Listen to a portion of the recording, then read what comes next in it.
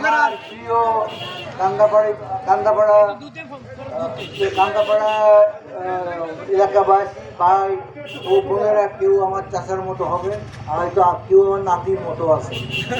তা আমি সবাইকে যেটা বক্তব্য দেওয়ার কিছু নাই, নিজের ঘরে নিজে কি বক্তব্য দেয় বলে না।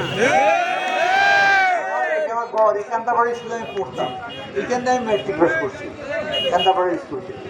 তা কাজের বক্তব্য আমি দিতে চাই না, আমি শুধু আপনাদের কাছে দোয়া চাই যে আপনারা দেখেছেন যে আমি যখন এমপি ছিলাম আপনাদের এই রাস্তাটা একটু সুদা কোথায় মিশেছি, খানজান আলী মাথা নিয়ে মিশেছি ব্রিটিশ সহ। দেখছেন তো কোটাপাড়া স্কুলের আগের বিলের মধ্যে দিয়ে নিয়ে গেছি। কী কারণে নিয়েছি? যে আপনারা সবাই শহরের সাথে সংযুক্ত হতে পারেন, এই জায়গায় জমির দাম বাড়ে, এই যে আপনাদের মান উন্নয়ন হয়, আপনারা মনে করবেন যে বাগেরহাট শহরে বাড়ি করার চেয়ে গ্রামের পরিবেশ অনেক ভালো থাকে এবং আপনারা শহরের সব সুযোগ সুবিধা পাই।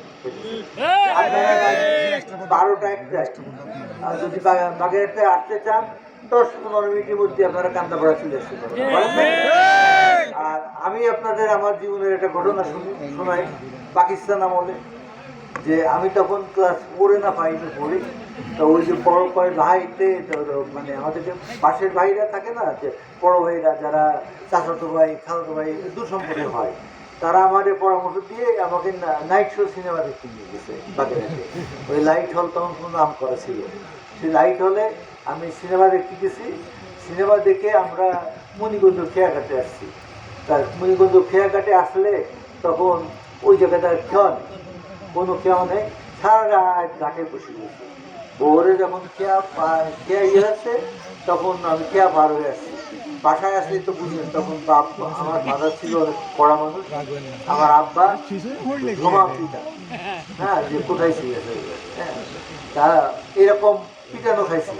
তখন থেকে আমি মনে মনে প্রতিজ্ঞা করছি যে কোনোদিন আল্লাহ আমাকে আমাদের নদীর উপরকে আমি নদীর উপর রাখবো না, বাগেরহাট শহরের সাথে আমি যোগ করবো।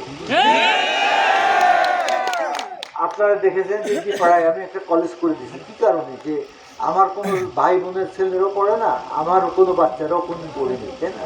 তাকে এটা করছি কাজের জন্য, আপনার এই এলাকার লোকের জন্য। এখন আপনারা জানেন যে আমি বিএনপি থেকে এমপি ছিলাম। আমি বিএনপি মরহুমা বেগম খালেদা জিয়া যিনি প্রধানমন্ত্রী ছিলেন, উনি প্রধানমন্ত্রী অবস্থায় থাকতে আমাকে সন্তানের মতো স্নেহ করতেন এবং ওনার কাছে আমি যে উন্নয়নমূলক কাজ চেয়েছি, এই দেখছেন বেড়িবাঁধ, সড়করক্ষাবাদ, তারপর ধরো সাধনার মোড় বড় করা, তারপরে বাগেরহাটের ভিআইপি রোড, বাগেরহাটের পুলিশ লাইন, এগুলো সব আমার করা। ওই যে মৎস্য গবেষণা কেন্দ্র ওই যে ইয়েতে বিরিজি উই করে হয়েছে, দরাটানা বিরিজি করে হয়েছে, এরকম অনেক কাজ যে আর কোনো হিসাব নেই। আর আপনারা তো জানেন যে বিষ্ণুপুর ইউনিয়নে 65টা চার ছিল, সেই 65টা চার উঠে আমি ব্রিজ করছি এবং পাকা করে পুরো বিষ্ণুপুর ইউনিয়ন ঘোরা যায়। তারপরে আপনাদের এখানে অনেক বাইটনেখালি, নোয়াপাড়া এই সমস্ত লোক তো গামছা পরে নৌকায় করে যাইতে হতো, এখন তার গাড়িতে পারে। এগুলো আমি করছি যে আমার ইউনিয়ন, এটা আমার বাসা, আমার ঘর। আমি শুধু একটা ইউনিয়ন না, আমি সব ইউনিয়নে কাজ করি। এমন না যে আমার নিজের ইউনিয়ন থেকে আমি বৈষম্যমূলক কাজ করবো, এরকম আমি করি না। তা আপনারা যদি উন্নয়ন চান তো আমাকে কেন ধানের শীষ দিল এটা আপনারা জানতে পারবেন। যে আপনারা জানেন যে আওয়ামী লীগ সরকার ক্ষমতায় আসার পরে আমার 2001 সালের নির্বাচনের সময় একটা বোম বয়স তারা জানেন, বয়স একটু বেশি, 9 জন লোক মার্ডার হয়েছে। সেই সময়